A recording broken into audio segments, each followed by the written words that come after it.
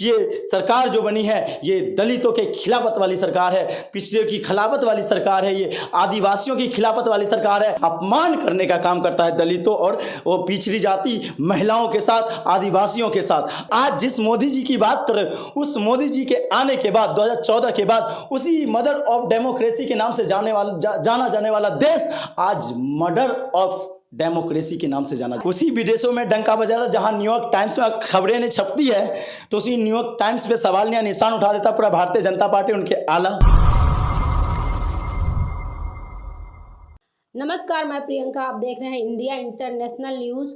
लगातार खबरें आती रहती हैं। हमारे साथ सोशल एक्टिविस्ट सुमित शर्मा हैं, इनसे बातचीत करेंगे। तमाम वायरल वीडियो में इनको आप देख पाए होंगे कि सुमित शर्मा किस प्रकार से बेबाकी से बात रखते हैं और सत्ता पक्ष के खिलाफ लगातार बोलते हैं, क्योंकि सत्ता में जो है उसी से सवाल किए जाएंगे। तो सुमित, जिस प्रकार से आज जो है महारैली की है अरविंद केजरीवाल ने, आपको क्या लगता है कि 2024 की तैयारी शुरू हो चुकी है? 2024 की तैयारी तमाम विपक्षी नेताओं के साथ संपर्क के साथ अरविंद केजरीवाल जी ने और आज दिल्ली की जनता ने बता दिया कि 2024 की तैयारी क्या है। 2024 की तैयारी की बात कर रहे हैं, उस बात पे होगा कि किस तरह से जो केंद्र की सरकार है, वर्तमान सरकार, वो निरंतर लोकतंत्र की हत्या कर रही है। आज जो भारतीय जनता पार्टी की जो सरकार है, उनकी जो आका है, संविधान की हत्या कर रही है। जिस तरह से ये अध्यादेश लाना चाहते हैं, अध्यादेश के नाम पर ये जो तमाम जो क्षेत्रीय पार्टी है, जिनके तमाम राज्य में जिनकी सरकार है, उनकी शक्ति का खात्मा करना चाहती है। क्यों?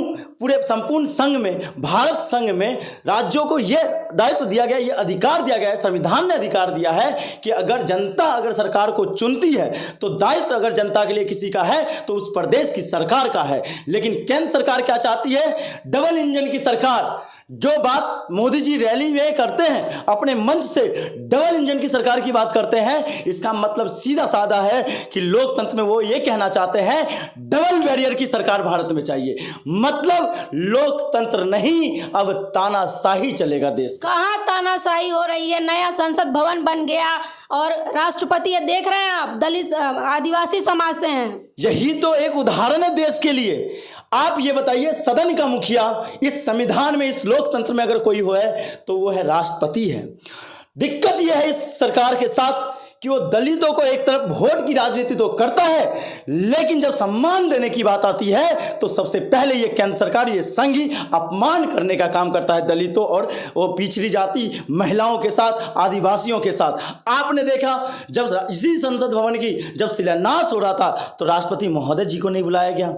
वहीं अयोध्या के अंदर जब राम मंदिर का उद्घाटन शिलान्यास किया जा रहा था तो उस समय राष्ट्रपति जी को बुलाने की बजाय उस संघ के प्रचारक को बुलाया गया था।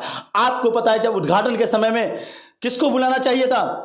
सदनों का अगर मुखिया है तो राष्ट्रपति जी है। लेकिन यहाँ क्या हो रहा है? आपने राष्ट्रपति के नाम पर वोट की राजनीति तो कर लिया, लेकिन जब राष्ट्रपति शपथ लेती है तो उनका शुद्धिकरण किया जाता है। इससे पूरा संदेश यही है, देश के लिए संदेश है कि ये सरकार जो बनी है ये दलितों के खिलाफत वाली सरकार है, पिछड़े की खिलाफत वाली सरकार है, ये आदिवासियों की खिलाफत वाली सरकार है। यहाँ तक कि महिलाओं का भी अपमान किया इस राष्ट्रपति के माध्यम से सदन का उद्घाटन करके। वही पार्टी दावा करती है महिला सम्मान की। आप बताइए, महिला सम्मान की बात करते हो, इसी दिल्ली प्रदेश में दिल्ली पुलिस किसके अंदर है? भली भांति पूरी देश की जनता को पता है। और चाकू से गोद कर बेटी की हत्या कर दी जाती है और केंद्र सरकार और तमाम मंत्रियों की चुप्पी हो जाती है, तो सवाल या निशान किस पे उठता है? आप ये बताइए, इसी देश की मान और सम्मान बढ़ाने वाली बेटी तिरंगा को लेकर मेडल लाती है देश के लिए, लेकिन जब वो सड़क पर बैठती है तो उनके सरकार के कान में जू बैठ जाता है, तो सवाल या निशान उठता है नहीं उठता है? राजनीति कर रही हैं लड़कियां, राजनीति कर रही हैं तमाम। आप बयान देखिए बीजेपी सांसद नेताओं के। आप जैसे मीडियाओं ने एक ये पर्याय बना दिया है कि जो सरकार से सवाल पूछेगा वो कहीं ना कहीं राजनीति करता है, लेकिन जब सरकार ये काम करेगी तो वो कहीं ना कहीं देश का मर्यादा बढ़ा रही है। ये कहाँ की विडंबना है? आप ये बताइए, अगर छात्र रोजगार की बात करता है तो वो अर्बन और रूरल नक्सल में बढ़ जाता है। अगर महिलाएं बात करती है अपने अस्मिता के लिए, अपने मान सम्मान के लिए, तो उनके चरित्र पर आप जैसे मीडिया सवाल उठा देते हो। आप ये बताइए, जब खिलाड़ी अपने मान सम्मान की बात करता है तो आप उनके ऊपर राजनीति का एक डंगा लगा देते हो। आप ये बताइए, जहां लड़कियों के लिए वो नारी सशक्तिकरण की बात करते हैं और उसी नारी अगर सुरक्षित नहीं है तो आप उसी नारी की करैक्टर पर बात करते हो। ये कहाँ की राजनीति और कहाँ की रणनीति है? वही स्मृति ईरानी, सवाल है कहाँ उनकी चुप्पी बैठ गई है, जो सवाल हमेशा सड़क पे आके करती थी। लगातार दौरा कर रही है स्मृति ईरानी, अभी अमेठी गई हुई थी और कह रही हैं कि आप लोग बदनाम मत करो। अमेठी की जनता ने, अभी पिछले महीने ही रिजल्ट आया है नगर पालिका का, नगर निकाय का, अमेठी की जनता ने भारतीय जनता पार्टी को जवाब दे दिया। अमेठी की जनता ने अपना मन बना लिया है कि किसके साथ जाना है और यह जवाब 2024 में स्मृति ईरानी को अमेठी की जनता से ही मिलेगा। उस स्मृति ईरानी की बात क्या कर रहे हो जो स्मृति ईरानी सड़क पर बैठ जाती थी गैस सिलेंडर को लेकर?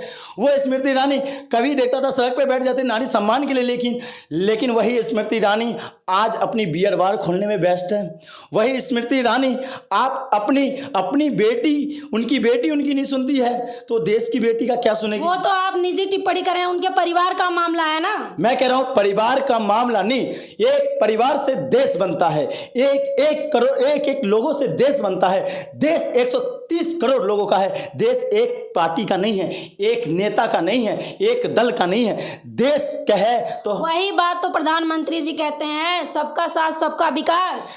सबका साथ सबका विकास कहते हैं, लेकिन विकास एक का करना है। विकास करना है किसका? संघ का। विकास करना है किसका? जैसा का।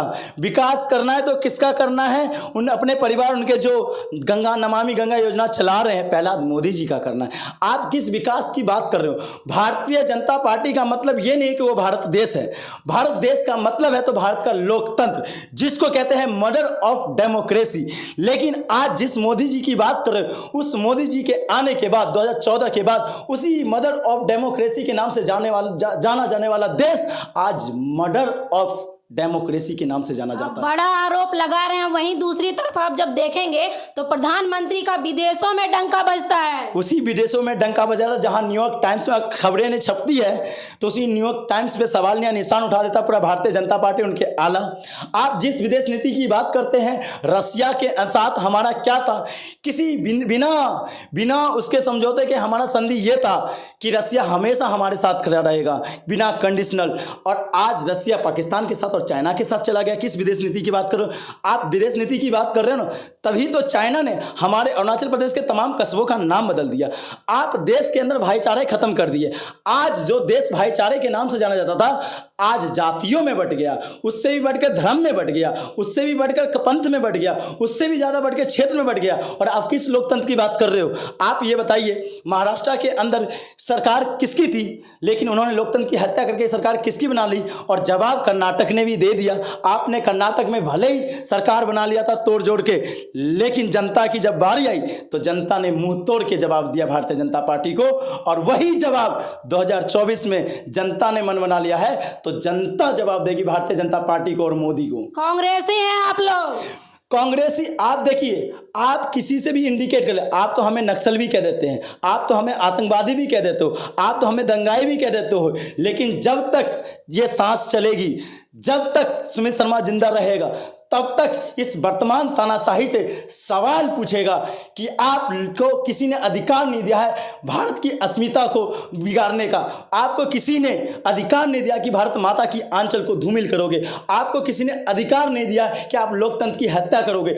आपको अगर जनता ने चुना है तो आप उन युवाओं की आवाज़ को सुनिए, उनके मान सम्मान को बढ़ाइए, महिलाओं की मान सम्मान को बढ़ाइए। आप धार्मिक उन्माद फैलाना बंद कीजिए, आप जातीय उन्माद फैलाना बंद कीजिए, आप भाषीय आधार पर देश के अंदर बंटवारा करने का काम जो कार्य करे उसको बंद कीजिए और अपनी वाहवाही के चक्कर में देश की अस्मिता को बचा लीजिए। यही सुमित शर्मा पूछेगा और देश की जनता पूछेगा।